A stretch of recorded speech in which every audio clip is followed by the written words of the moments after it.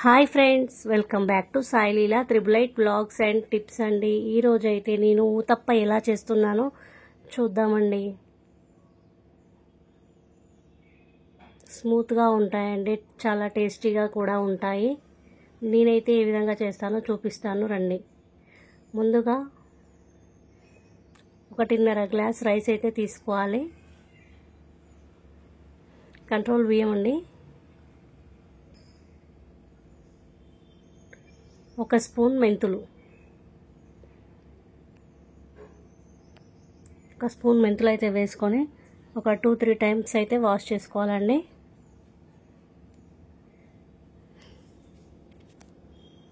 ఇప్పుడు సరిపడా నీళ్లు పోసి నైట్ అంతా నానబెట్టుకోవాలి. ఒక 5 to 6 అవర్స్ నానబెట్టుకుంటే సరిపోతుందండి.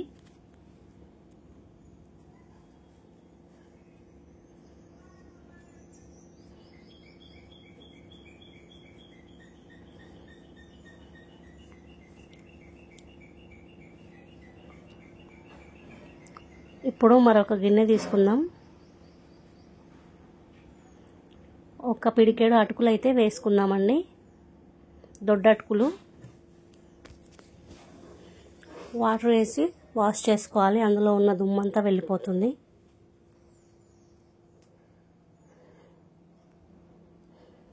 ఇప్పుడు అటుకులు మునిగేంత వరకు పెరుగు అయితే వేసుకొని నానబెట్టుకోవాలండి.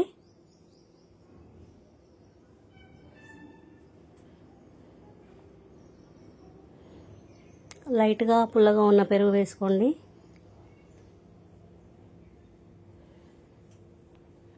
చూడండి, ఈ విధంగా అయితే నానబెట్టుకోవాలండి.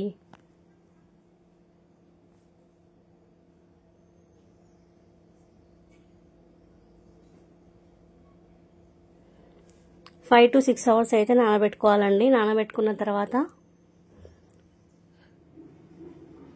మిక్సీ జార్కి వేసుకోవాలి. కొంచెం కొంచెంగా వేసుకోవాలండి. కొన్ని బియ్యం వేసుకోవాలి, అలాగే అటుకులు కూడా వేసుకోవాలి. రెండు కలిపి మిక్స్ చేసుకోవాలి. మెత్తగా గ్రైండ్ చేసుకోవాలండి.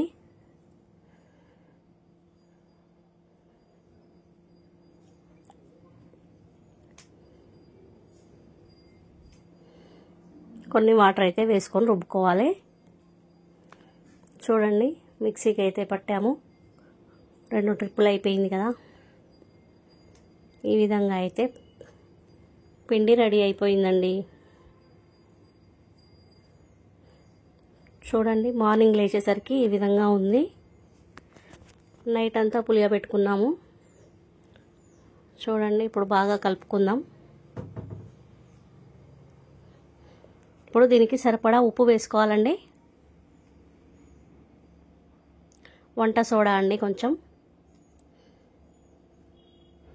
వేసుకొని బాగా కలుపుకోవాలి.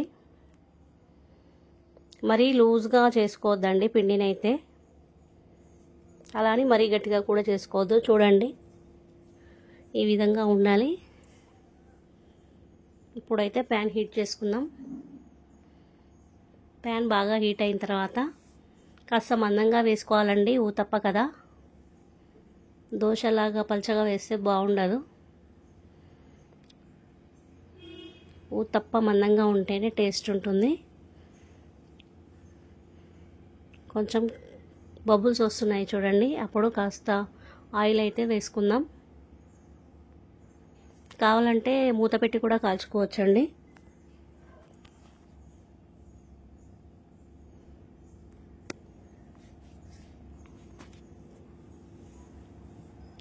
ఈ విధంగా అయితే రెండో సైడ్ కూడా కాల్చుకోవాలి. చూడండి, కలర్ అయితే బాగా వచ్చింది కదా.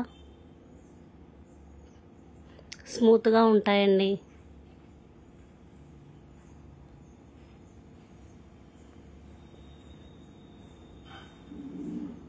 చిన్నపిల్లలు ఇష్టంగా తింటారు.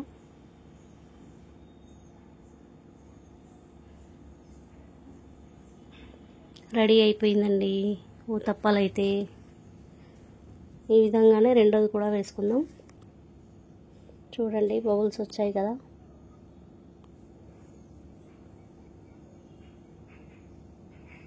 ఆయిల్ వేయకుండానే కాల్చుకోవాలండి. ఫస్ట్ అయితే నాన్ స్టిక్ ప్యాన్ కదా, ఫస్టే ఆయిల్ వేస్తే బ్లాక్ కలర్ వస్తుందండి. చూడండి రెడీ అయిపోయాయి ఊతప్పలు. ఇప్పుడైతే చట్నీకి అయితే పల్లీల పొడి, ఎల్లిపాయలు ఒక 2 వేసుకున్నాము, పచ్చిమిర్చి జీలకర్ర అయితే వేయించుకున్నామండి. ఇవన్నీ కలిపి మిక్సీకి వేసుకోవాలండి. పల్లీల పొడి అయితే ముందుగానే చేసి పెట్టుకుంటా అండి నేను. పసుపు కూడా వేసాం, కొంచెం స్టోర్ చేసుకోవచ్చండి. పల్లీలు వేయించుకొని పొడి చేసుకొని ఎక్కువ రోజులు పెట్టుకోవచ్చు. ఉప్పు కూడా వేసాము. చూడండి మిక్సీకి పట్టుకున్నాను. ఇప్పుడైతే పోపు చేసి ఇందులో వేసుకోవడమే అండి. ఆవాలు, జీలకర్ర, కరివేపాకు, మిరపగింజలు అన్నీ వేసి పోపు పెట్టాము. మేమైతే పల్లీల పొడి ఎప్పుడు చేసి స్టోర్ చేసి పెట్టుకుంటామండి. ఎప్పుడు కావాలంటే అప్పుడు చట్నీ త్వరగా చేసుకోవచ్చు.